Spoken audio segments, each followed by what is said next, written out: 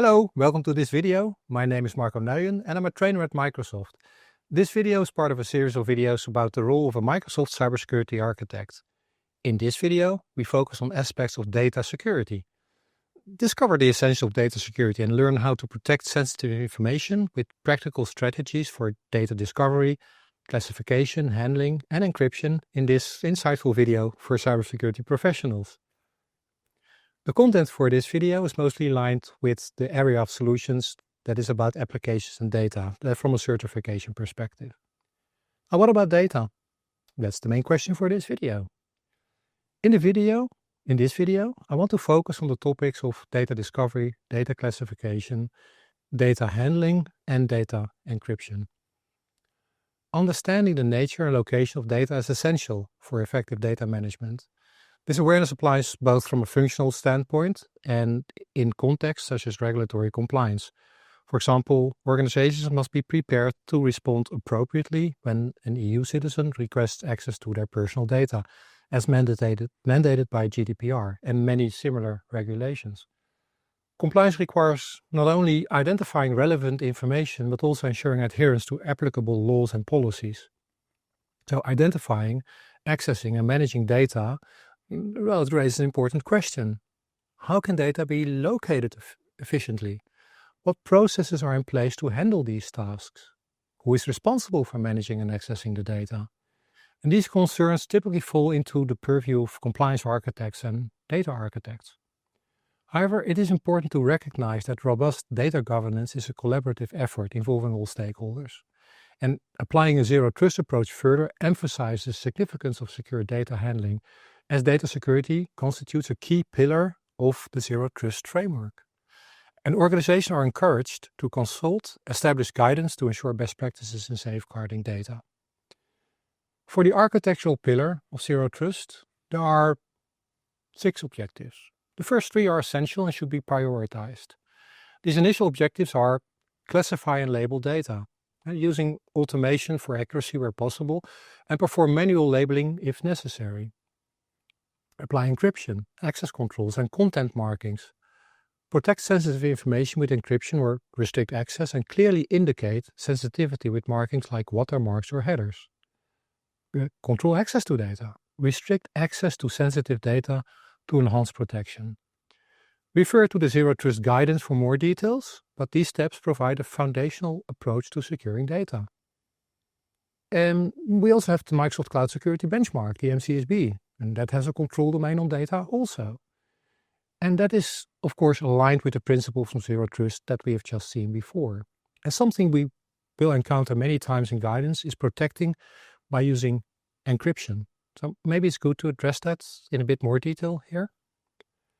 Encryption is a process of transforming data into an unreadable form using the secret key, so that only authorized parties can access it. Encryption is essential for protecting data from unauthorized access, modification, or leakage. There are 3 main scenarios where encryption can be applied: at rest, in transit, and in use. Encryption at rest typically means encrypting data where it's stored on a disk, server, or cloud solution.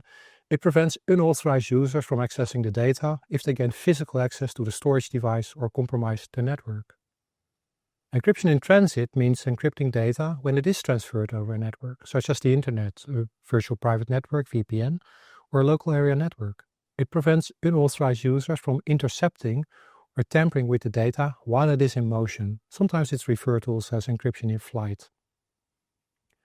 Encryption in use means encrypting data when it is processed by an application or a service or a device. This prevents unauthorized users from accessing the data while it's being used or manipulated. Each scenario has different challenges and solutions for encryption. For example, encryption at rest requires secure key management and access control policies. Encryption in transit requires secure protocols and certificates, and encryption in use typically requires secure hardware and software environments. There are various tools and services to help encrypt data in different scenarios, such as the Azure Storage Service Encryption, Azure Disk Encryption, Azure VPN Gateway, and Azure Confidential Computing.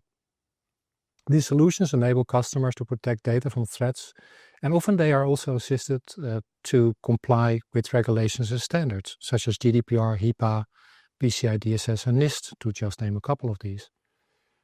Encryption, it will often make use of cryptographic keys, and for that we can use capabilities, technologies like Azure Key Vault, which will be a separate topic in another video of this series. A diagram for now for us to have a look at from the MCRA to give some more context. We are working with data and protection that relates to the theme of information protection. We need to make sure we have included that in our designs and our deployments. From a technological point of view, the best features for this we find with Microsoft Purview. And on the slide I've marked the area of attention from the MCRA. Microsoft Purview is a unified governance solution that helps manage and govern on-premises, multi-cloud and software as a service data wherever it resides. With Purview, you can discover, catalog and classify all your data assets across the entire enterprise. And you can also track the lineage of your data and understand its quality and compliance status. Purview enables you to create a holistic and up-to-date data map of your data landscape, so you can gain insights and make informed decisions about your data. Now, Purview is a large family, and for this video we limit ourselves to how it can help with understanding our data, classification, labeling, and handling. One of the key features of Purview is its ability to automatically discover and classify your data assets across different sources, such as Azure, blob storage, SQL Server, Power BI, or maybe even an Oracle database. Purview scans your data sources periodically and applies built-in or custom classifiers to identify the type of data and sensitivity of your data. For example, Purview can detect if your data contains personal information, such as names, email addresses, phone numbers, credit card numbers, and then assign the appropriate classification to your data asset. You can also create your own classifiers based on keywords, regular expressions, or logical rules. By discovering and classifying your data, Purview helps to understand what kind of data you have, where it is located, and how it is structured. You can also use Purview to enforce data governance policies and compliance regulations such as GDPR and HIPAA by applying data protection actions based on the classification labels. For instance, you can mask, encrypt, or delete sensitive data or restrict access to authorized users only. Purview also provides a dashboard that shows the distribution and status of your data assets, so you can monitor and audit your data landscape at a glance. In essence, Purview can help with the data discovery and classification, and the primary element we've seen from Zero Trust guidance and the MCSB control. Now let's look at how some of the data elements look like in Purview, a couple of examples, and then specifically classification, connectors, and data loss prevention. Here we see an example of the classifiers in Purview. They are used in several solutions within Purview. The view here is from information protection. Just imagine you would like to do information protection. You would need to understand the information first, right, to be able to protect it. That is where these classifiers help. And there are three main types of classifiers. There's sensitive information type, SIT, which will use pattern matching. There's exact data match, EDM, which relies on leveraging a database of specific words. And there are trainable classifiers, which employ machine learning to identify similar patterns. The classifiers help to find and understand data. And then there's data loss prevention. Classifiers assist data loss prevention by identifying data types. That allows you to enforce rules such as preventing internal data from being shared externally. And now, if we know the data, we can label it. We can apply automatic labels based on content or provide users with a classification structure that is typically available in products that people can see to help them label content. And we may also assist by offering default classifications or suggestion options identified by one of the classifiers we've just mentioned.